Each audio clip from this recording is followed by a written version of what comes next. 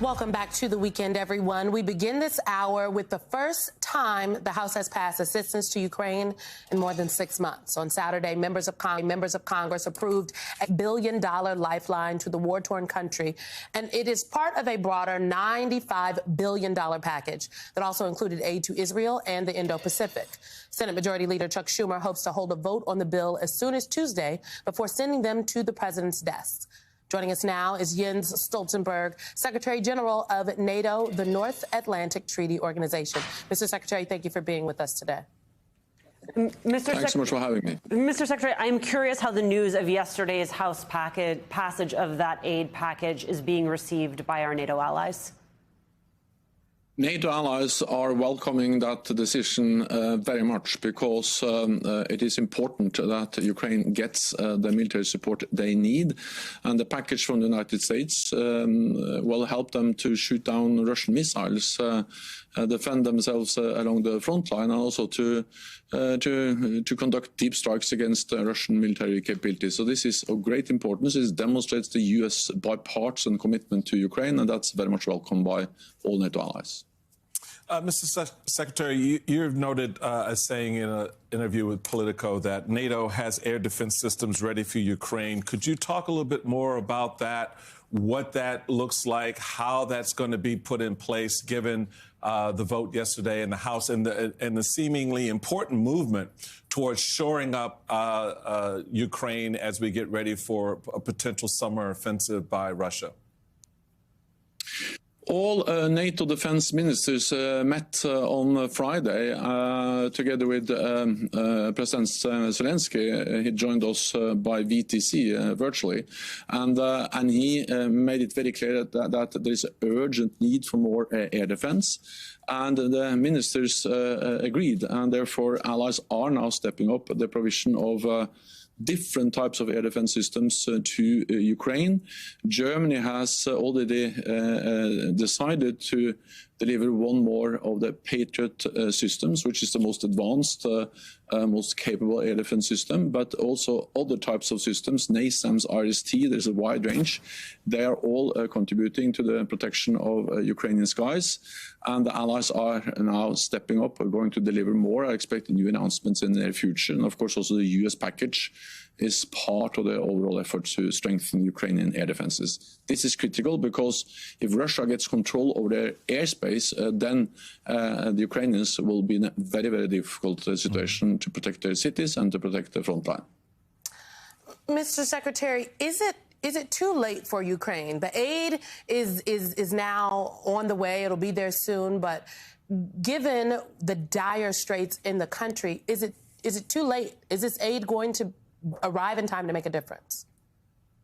It's not too late, but of course the delay has had real consequences. The Ukrainians have now for months been outgunned, roughly 1 to 5, 1 to 10, depends a bit on what part of the front line you talk about, but the Russians have had much more ammunition, and the Ukrainians have been forced to ration their ammunition, and we have seen also that the fewer Russian missiles, drones, have been shot down simply because they lack air defense system and also ammunition to the air defense systems. But it's not too late. The Ukrainians have demonstrated enormous skill in defending their country.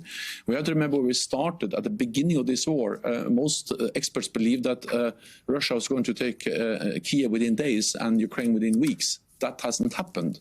The Ukraine has liberated 50% of the land that Russia occupied in the beginning. They are able to shoot down Russian missiles and conduct deep strikes and also open up a corridor in the Black Sea. So provided that we deliver weapons, the Ukrainians will prevail.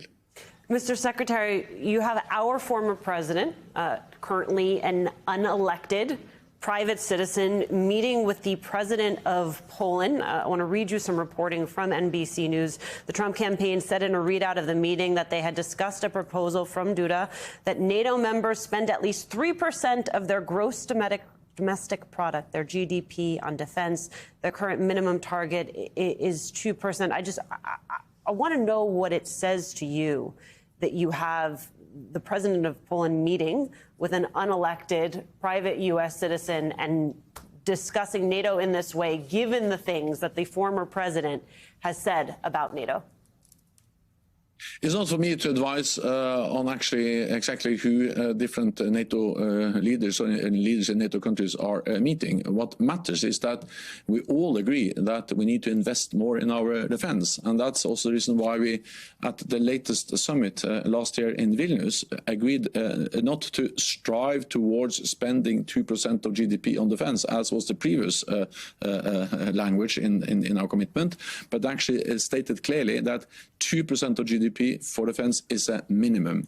And the good news is that this year I expect 20 or even more NATO allies to invest more than 2% of GDP on defense.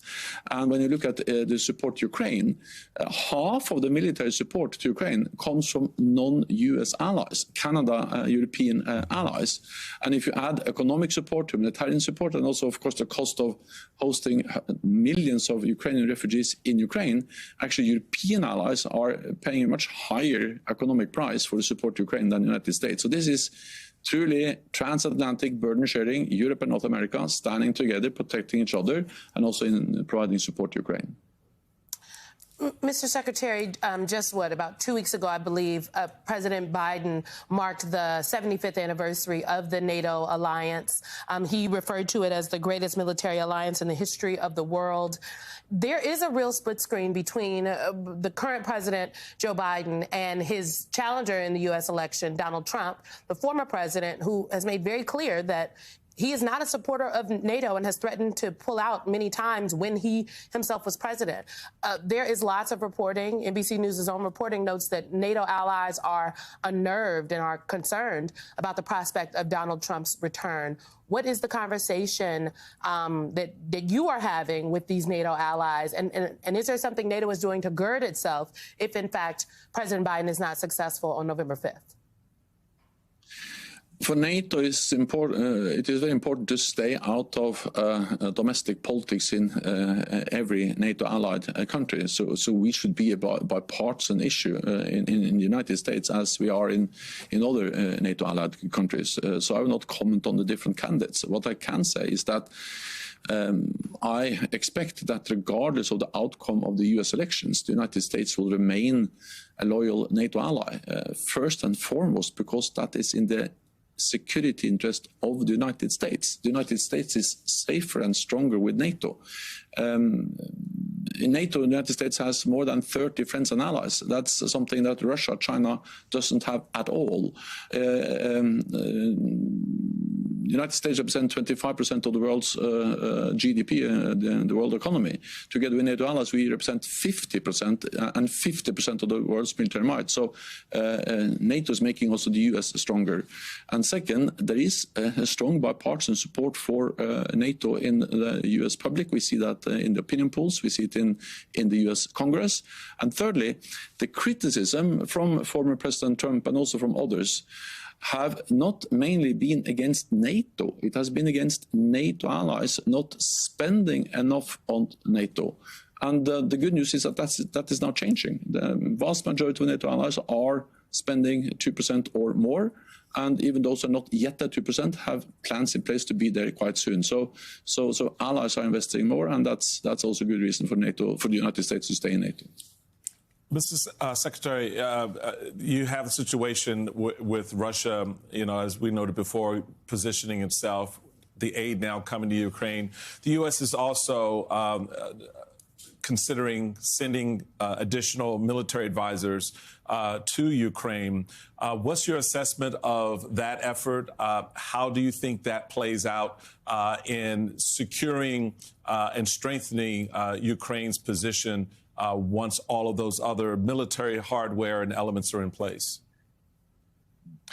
Well, there is no plan. There are no plans for any NATO combat presence in Ukraine. But of course, several NATO allies have men and women in uniform at their embassies giving advice and so on. So I think we need to distinguish between people in uniform that may be present or are present and combat presence, the presence of combat forces, and there are no plans for any presence of that kind.